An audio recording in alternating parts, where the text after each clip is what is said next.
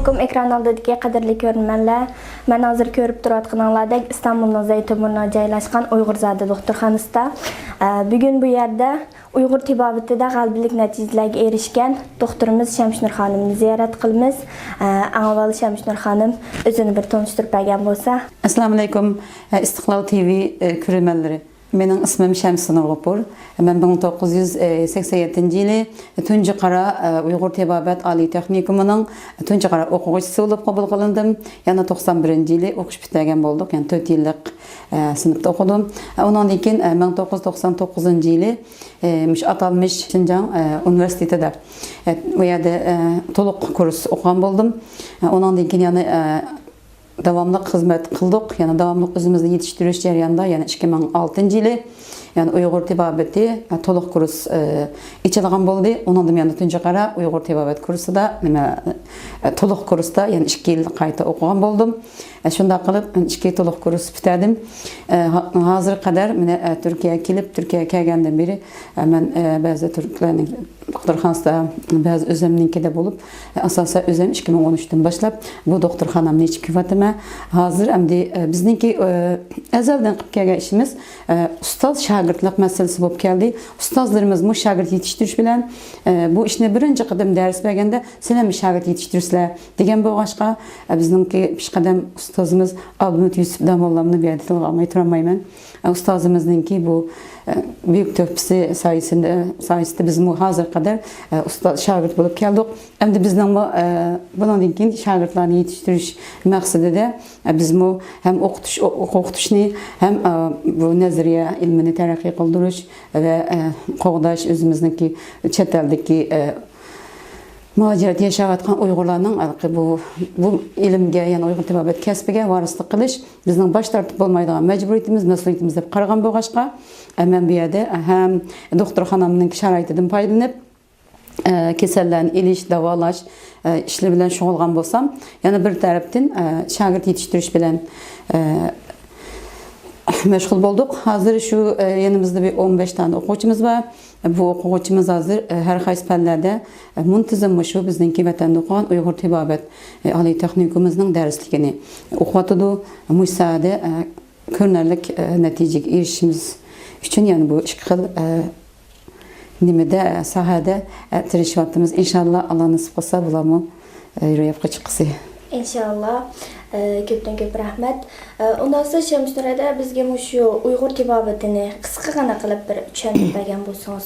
Uyg'ur tibobati shu Uyg'urlarning paydo bo'lgan tartibda hozir qadar Uyg'urlar ata-bobolarimiz yana nurg'un jafoliq emgakli jarayonda yana tirishish, emgak qilish jarayonida sog'liqni saqlash, kasallikni oldini olish va davolash shundaqla yashash hayotida o'zini qo'g'dash jihatdan nurg'un bir tajribalarga ega bo'lgan.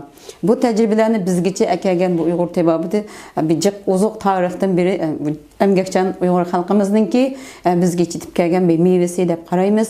Bu hatto bizga bu muajiratdagi qarindoshlarimizninki bir mas'uliyat, majburiyat yuklangan bir tibobat, ya'ni bu bizga varis bir mas'uliyati bizga yuklanadi. Shu Uyg'ur tibobati bizning avlodlarimizdan kelgan, bizgacha yetib kelgan bir go'har sifatida, buni boyligimiz sifatida qabul qilishimiz ham uni bundan keyin gullab va taraqqiy qildirishimiz lozim deb qarayman. Ondan sonra Shamshnurada bizga shu doktorxonangizda bo'layotgan xizmatlar, andan keyin o'quvchilar haqida ma'lumot bergan bo'lsangiz. Rahmat sizga. Aldı bilen bizler hamkorlashib bizga yaqin yordamchi qo'llab berganlar uchun Istiqlal TV'siga alayda rahmatimizni bildiramiz. Yani bizningki bu o'quvchilarimiz 4-qara o'quvchi bo'ldi. Sinfimizda 15 tane o'quvchimiz bor. Ham bizning darslarimiz deganingizdek zaten biz bu bir yerdeki muacirat kelgan o'quvchilarimizni, yani bu xonimlarimiz va kichik o'quvchilarimiz bor, cho'ng yoshga cho'ng 50 yosh atrofidagi xonimlarimiz bor. Bular hammasini ba'zilari oilasi uchun, ba'zilari bundan keyingi xizmat, yani o'qitish ishlarida Uyg'ur tibobati bir tarafdan o'rgangan bo'lsa, bir tarafdan o'zininki kelajagi uchun, yana bir tarafdan bo'lsa millatimizning bir miras olgan bu Uyghur tebabetiga varislik qildirish uchun bularga bu darsni berib o'tiribmiz. Endi bularga kelgan vaqtimizda biz ikki xil nuqtani ko'z tutdik. Biri bizning tebabetimizni o'rgatish, yana birisi Turkiya davlatimizningki shu ochiq eğitimde etken muşulardan bir hammamizni bir aqlama şeyge tizimletip ağalarının bilmey kalan derslerini biz muşu dershanamızda dersini ötüp berip yana intihamını bir taraftan devletninki diplomunu alsa yana bir taraftan Uyghur tebabetimizi tam bitirip çıkış hayalimiz var. Endi bizninki Uyghur tebabetideki miyadaki okutuş usulümüz bolsa aşı vatandaki Uyghur tebabet ali texnikumuz ötken sistemimizin aynısını müşahede kullandık. Ayada bizge garip tebabet bilen Uyghur tebabetini beraber ötkendi. Şu hazır bizden bu sınıfta anatomiya dersi, Uyghur tebabet nezeri asas dersi, ayallar keselliki dersi, Uyghur tebabet işki keselliki, Uyghur tebabet ayallar keselliki, anatomiyani zaten anatomiya nime doğu garip tebabetini tutarken okutuşlar teklif kılımız. Ankin bundan başka doğru geldik. Meşazar keselligi degenge okşaş 21 xil dersini tasdiq kıldık. Bunun içinde yani yanı sançıp davalaşma, ulap davalaşma ama birinci karada ballarını biraz kolu işe tegsin, biraz özüge moral bolsun dep ballarımızga avval yanı sançıp davalaş, ulap davalaş, anatomiya ama şu nezeriye asasları, ayallar keselligi yetti koluğa bir koşallanarlık netice alalısın dep ama şu hazır yeki doğrunumu halk tacım başladı. Başka okutuşlar dışarı Nur Mehmet hep okutuşlarımız var. Ulamı şu nöbetede kelip Allah'a ders verdi. Bizim dersimiz şembe ettiğin 8'den saat 1'e geçe devam kılatıdı. Bizim ayarlarımızı, çeteldik ayarlarını aşağıda gayretlik, cesaretlik, bunun için özünün özü hizmetin özü kılalaydıgan cesur ayarlar yetiştirsek ayarlarımız yaxşı perzatlarını bunun için vatanımız için yaxşı yetişken perzatlarını yetiştiriş için biz şu septekiler ettiğimiz Okuçlarımız bu eğitimini bitirgenden keyin yani öz aldığa iyilik tikleyelemdi. Bunda bir nesini oylaştık. Biz hazır okuyucularımızda 15 tane okuyucumuz var. Biz hazır Türkiye'nin kanunu boyunca bunlara kısak olmaydı. Şu an bizden Uyghur tebabetimizdeki şu doğruları nayti meşhur. Uygurlarınki doğrusunu şu Türkler nayti yaptırıp yaydı. Şu an biz hazır bununki planımız bir doğru eleşki 10 bin lira ketedikken.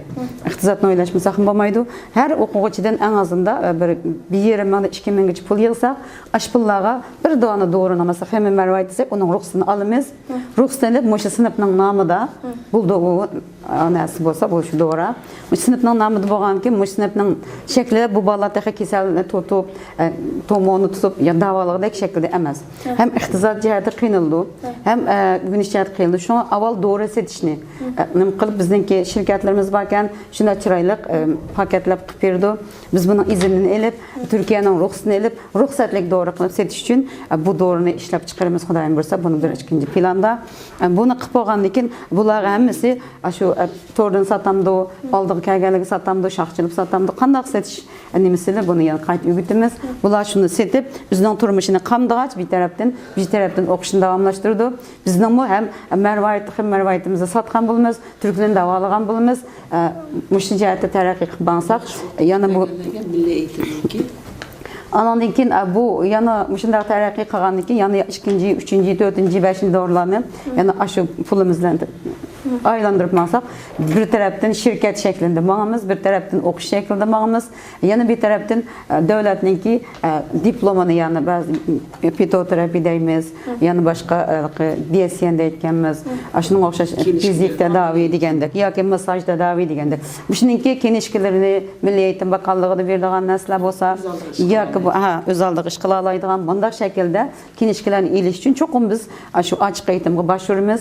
Şu asasda yakabımız aşağı berip okuyduğun iş bolsunmu bizden şu çıkargan doğrularımızdaki pulu sağa şu balla rahat okuyalısın da bizim şu işini oylaşıp işte Assalamu alaikum. Aleyküm assalam. Sizinki bu Uyghur tebabetini yani tebabet ilmini öğrenişdeki maqsadınız nemi?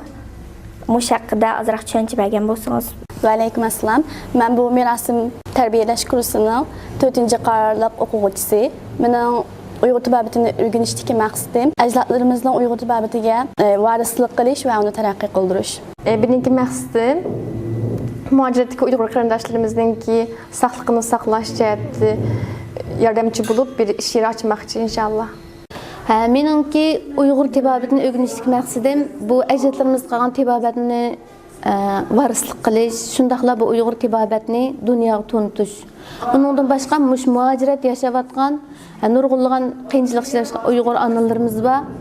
Kelgusida mushundaq bir Uyghur tibabetini dunyoga tanıtgan bir maktab ochilsa, men bu kasbni yaxshi pishqilab egallasam va shu yerda bir o'qituvchi bo'lib, butkul dunyo xalqining sog'lomligi uchun hassa qo'shish.